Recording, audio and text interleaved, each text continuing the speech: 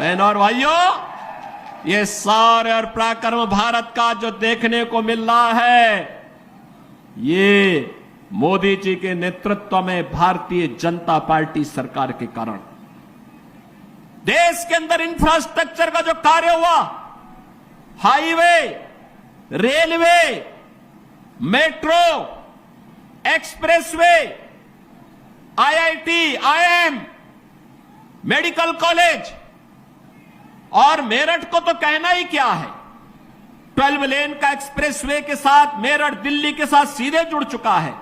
मेरठ के लोग अब दिल्ली में नहीं रहना चाहते, बल्कि दिल्ली के लोग अपने लिए रहने के लिए मेरठ में आवास बनाना चाहते हैं, सरधना में और मुजफ्फरनगर में रहना चाहते हैं।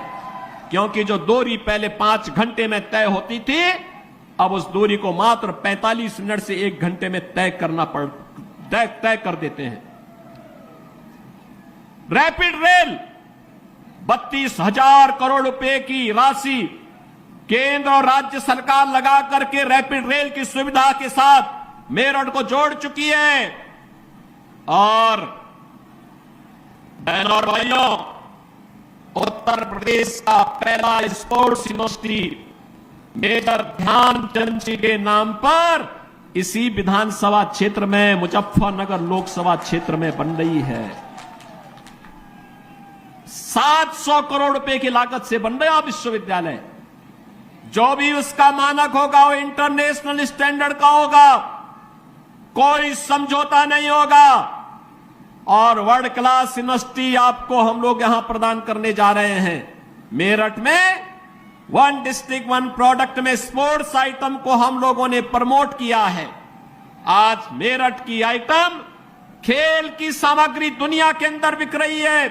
मैं आप सबसे ये कहने के लिए आया हूं, एक तरफ विकास और दूसरी तरफ लोक कल्याण और गरीब कल्याण के कार्य।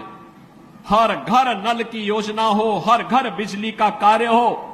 एक तरफ भारत 4 वर्ष से 80 करोड़ लोगों को फ्री में राशन की सौगात दे रहा है, और दूसरी तरफ भिखमंगा पाकिस्तान कटोरा लेकर के दुनिया के अंदर भीख मांगता हुआ दिखाई दे रहा है।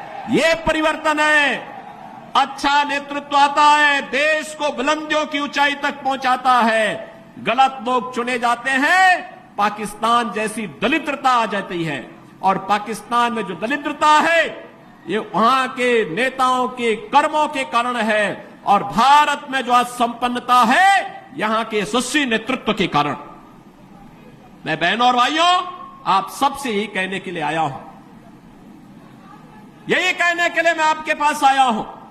ये जो परिवर्तन आपको देखने को मिल रहा है मेरठ में, पश्चिमी उत्तर प्रदेश में, जो लोग गुमराह करने का कार्य कर रहे हैं, ये वही लोग हैं जिन्होंने संगीत सोम और संजीव बालियान को जेल के अंदर डाल करके यहां की जनता को कर्फ्यू में झोंकने का काम किया था।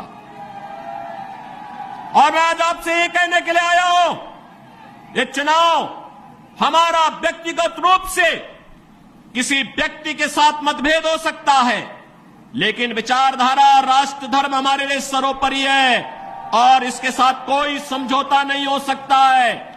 जहां पे राष्ट्र धर्म को चुनने की आवश्यकता पड़ेगी, हम सब कुछ छोड़ करके राष्ट्र धर्म को चुनेंगे और राष्ट्र धर्म के लिए अपने आप को बलिदान कर देंगे। इसमें किसी भी प्रकार का कोई संकोच नहीं होना चाहिए। हमें वह सरकार चाहिए जो कांवड़ यात्रा चला सके। कर्फ्यू लगाने वाली सरकार नहीं चाहिए, कर्फ्यू लगाने वाले लोग नहीं चाहिए।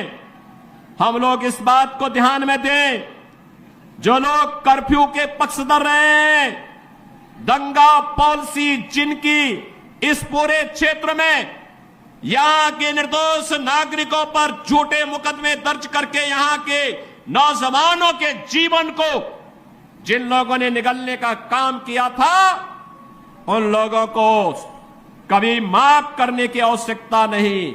जो ये लोग आए होंगे, तमाम प्रकार की बातें कहने के लिए आए होंगे। बहनों और भाइयों, मैं आपसे एक बात और कहना चाहता हूं। आपने महाराणा प्रताप का जीवन देखा होगा।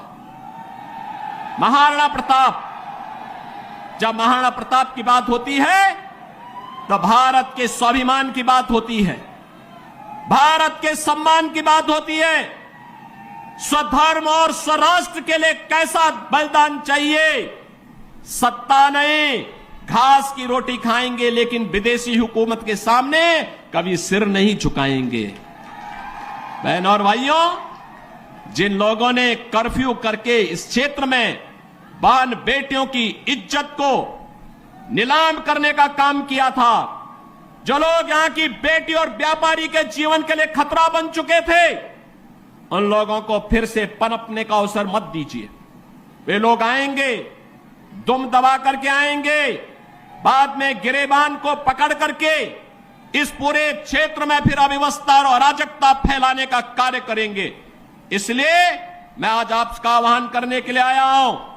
विकास में कोई कोताही नहीं बरती गई, किसी भी प्रकार की कोई कोताही केंद्र और राज्य शासन ने नहीं बरतने दी। सुरक्षा के साथ कोई खिलवाड़ नहीं होने दिया, बेटी और व्यापारी को सुरक्षा का माहौल दिया। और बहनों और भाइयों, हमें व्यक्तिगत मतभेदों को दरकिनार करते हुए देश के बारे में सोचना है। देश और राष्ट्र धर्म से बढ़कर के हमारे लिए कोई कुछ नहीं हो सकता है। और यही आह्वान करने के लिए आज मैं यहां पर सरधना की भूमि पर आया हूं।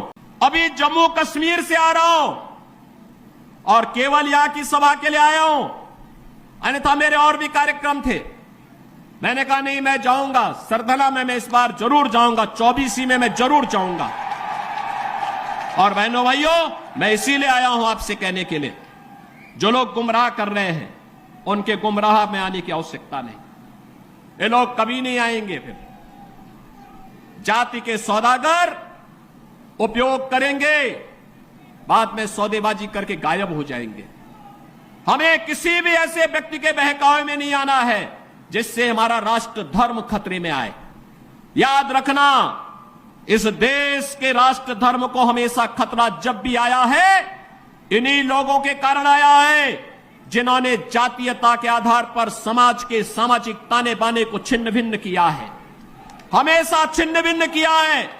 और बहनों और भाइयों, मैं आपको इस बात के लिए आश्वस्त करता हूं कि कोई माए के लाल बाल बांका नहीं कर सकता है। सुरक्षा की इतनी पुख्ता व्यवस्था हमने की है यूपी के अंदर। आज आप देखते होंगे बड़े बड़े दुर्दांत माफिया और अपराधी किस कदर उनकी दुर्गति हो रही है। आप देख रहे होंगे, जिनके नाम से ही लोग कर्फ्यू जैसा माहौल होता था, आज उनकी दुर्गति क्या है, हर व्यक्ति देख रहा है। इन माफिया और अपराधियों की स्थिति क्या है, आप रोज सोशल मीडिया के प्लेटफॉर्म को उठा करके देखते होंगे। एक दुर्दांत माफिया ऐसा भी था। बहनों और भाइयों, जब आज समाजवादी पार्टी की सरकार के समय चलता था, तो मुख्यमंत्री हो या मुख्य न्यायाधीश, इन सब के काफिले रुक जाते थे और माफिया का काफिला निकलता था। और जब हमने कार्रवाई की उस माफिया के खिलाफ और उसको रगड़ करके कोर्ट के सामने प्रस्तुत किया, तो उसकी पैंट गीली हो गई थी, उसकी पैंट गीली हो गई थी।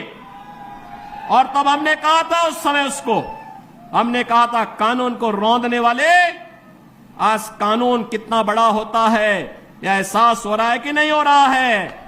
और निर्दोष लोगों को मारोगे तो मिट्टी भी नहीं मिल पाएगी। और बहनों और भाइयों, इसीलिए मैं आया हूं आपसे कहने के लिए, देखो, जिनकी गर्मी हम शांत कर चुके हैं उनको गर्म मत होने दीजिए। अब इस क्षेत्र को विकास की मुख्य धारा के साथ जुड़ने दो। उनकी सबकी गर्मी शांत हो गई है, वे गए काम से। और इसीलिए मैं आप सबसे अपील करने के लिए आया हूं कि पूरे देश की एक आवाज है, पूरा देश एक ही स्वर में बोल रहा है। और वह बोल रहा है कि फिर एक बार मोदी सरकार, फिर एक बार